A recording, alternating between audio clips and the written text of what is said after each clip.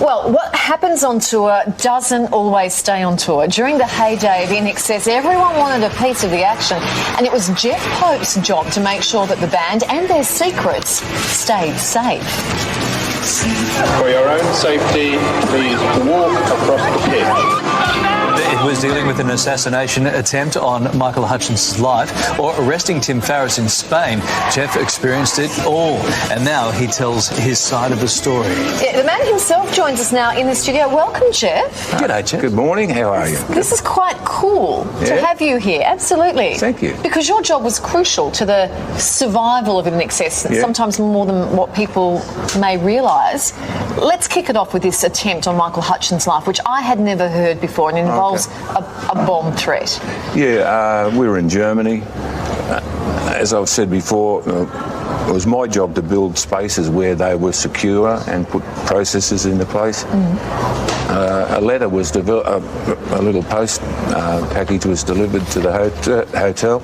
I was told about it. I came down and I looked at it, called the police. It was a clumsy incendiary device. A bomb? It was meant to burst into flames the moment the person opened it, being Michael. And the police dealt with it, and that was it. Now, nobody knew about that. Right. And Michael did. And, OK, so how did he react to that? Because at the time, the guys would have been on top of their game, on top of the world, so much love around them. How was it for him to realise that someone wanted to cause him harm? Well, he knew. Michael was very worldly, so he knew what the world was made up of and the type of people that were in it.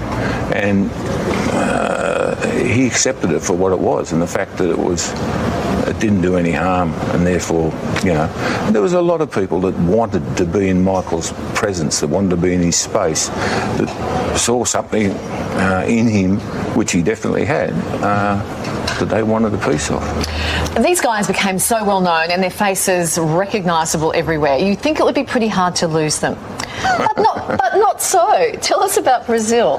Well, Michael and John got deeply immersed into the local culture. In Brazil? What does that mean when you say that? They weren't messing. There was everybody was doing their stuff at the Rio Ritz in preparation for the Rock and Rio show. 110, 120,000 people in Macarena Stadium, and they got immersed in a local culture. They met some friends, they made new friends. Some new friends? Yes, some new friends. Made new friends, in the culture? From that more culture. New cultural friends. In Rio, And although they couldn't speak to each other, they really enjoyed the language of love, we called it. I would say that. But you didn't know where they were? No, I didn't for a little while, but then a guy with a shady character and a funny voice said, "Hey, Jeff, it'll be all right." So... and you said, OK, that's great. Well, I had to accept his advice, and it turned out to be right. So. OK, so like missing for 48 hours or something. Not a lot can go wrong in 48 hours. No. We've tracked those new friends down, and they're on the show tomorrow. Where did you find them in the end, or did they find themselves? They surrendered. There must have been so many great stories travelling around the world with such a circus. Tim Farriss in Spain is a good story too. Timmy had enjoyed himself the night before at an after party, and he got all his belongings all mixed up in the hotel room. We got on a plane that morning to go to Spain, and when we got it there was a panic look everywhere. People were saying, I said, "What's wrong?" "Timmy can't find his passport." Right. We're going into a country, then pre-EU, that everybody required a visa, everybody required a passport.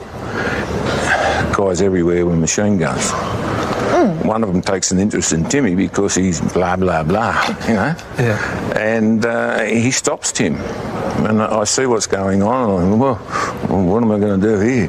So I start moving over there and fumbling for things, and I pulled my identification out and I dropped that on the floor, and the guardsman looked at it and he said, "Policia." And I said, yes, and I'm taking this bloke with me. And I grabbed him by the scruff of the neck and he said, "Hey, okay, no worries." So Forcia, meaning police. Yeah. And what's fascinating, you were actually a policeman during Yeah. all of this time. Yeah. You used to sort of alternate between the police force and looking after INXS. Yeah, I took leave without pay on a number of times, and other occasions long service leave. I had to get permission to do it, and I got that permission. The Concert for Life, I got permission for that because it was a charity event for Victor Chang. The whole thing was about supporting the community, and I got lucky. I had some bosses in the police that liked INXS. And would do it for tickets and get us a signed album. Who knows? Every night, you would have to imagine, every night after a concert would be a big night for these guys. Yeah. So you would be in crash position every night, ready for something new and exciting and bizarre to happen, right? Yeah, they would have a tendency to wear me out because they'd go out in shifts. So I had every night, and they had nights off. But they used to get tired too, so Is it the travelling and what have you. And so Michael and Timmy were having trouble sleeping, so they got some sleeping tablets off one of the guys in the crew. Friends? No. This was in Europe, and they took them after the show, and they were very, very relaxed by the time we got to the hotel. In fact, they were so relaxed I had to carry them from the bus into the foyer to the lift. I had Tim in this arm, Michael in this arm.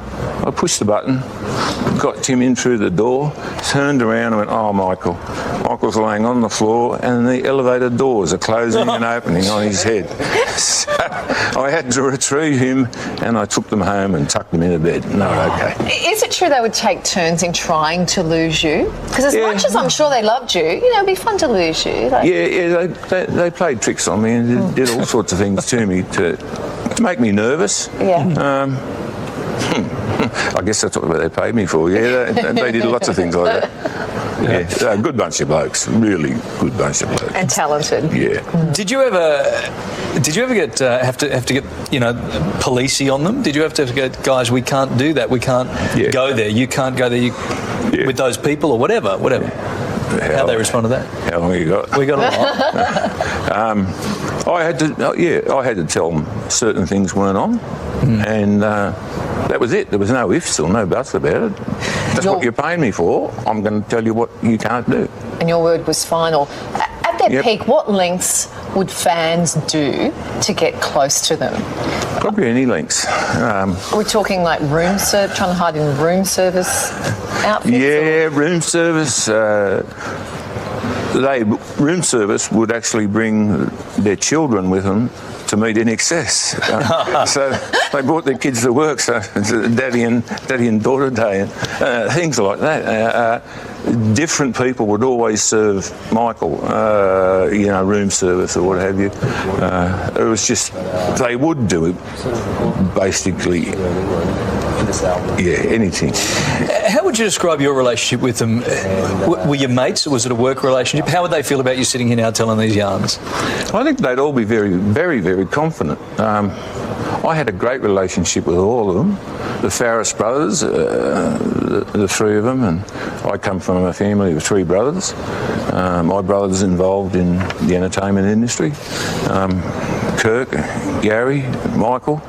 I formed a relationship with each one of them, and they're just normal Australian guys, and they really were, and that's why they blended in when they got home. They didn't really have that big pop star thing. Yeah, normal Aussie guys, but then if we look at them at Wembley, what a moment. Were you there for that? Yep.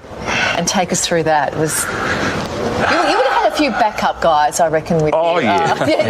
Yeah, by that time I had a chap by the name of Craig Larson, and I had a couple of advanced men, and had to talk with Wembley as security, make sure that our spaces were correct, that our routes were right, and to see that energy that was coming from those people, and they were just screaming INXS's name long before the band got on stage, and then to see him sing the songs word for word, it was spine-tingling. It was just amazing.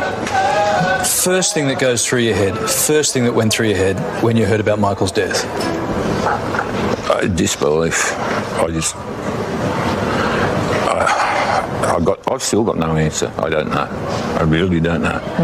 But it hurt, and it hurt all of them, and it hurt a lot of people all the way around the world because, I don't know, I don't think it was meant to happen. Where were you? How'd you hear about it? I think it was 97. I was working at Olympic security. Right. Yeah. Very, very sad. What is it that you're up to these days, Jeff? I'm retired. Yeah, well and truly. Enjoying life. Yes, I am. I've got 2 beautiful grandsons, and I'm enjoying and reflecting on some of the things that we've done. And these guys, wow, just amazing. And are the grandkids like, oh, Dad, Grandpa, not that INXS story again? No, my kids, not that time. My kids do, but they were all right. They went backstage so many times. They thought it was pretty cool. Thank you. Yeah. Thanks for taking us right behind the scenes. There was an intriguing chat. Wish we had all day for that. Good to talk to you. I can see why they had you around. Quite a calming influence. We've only been here for a couple of minutes. He's like Uncle Jeff. I reckon you go running to Uncle Jeff? I reckon 3 o'clock in the morning in Rio, he would change. That would all change. That would all change. Oh, I'm not saying a word. Thanks very much. You'd look after me. I'd be running off to you, Uncle Jeff. Definitely. Yeah. Well, we need you on Logie's night to carry Kylie and I back I'm available. Thanks, Jeff. Good Thank chat. you. In our next hour... Well, what happens on tour doesn't always stay on tour. During the heyday of INXS, everyone wanted a piece of the action, and it was Jeff Pope's job to make sure that the band and their secrets stayed safe.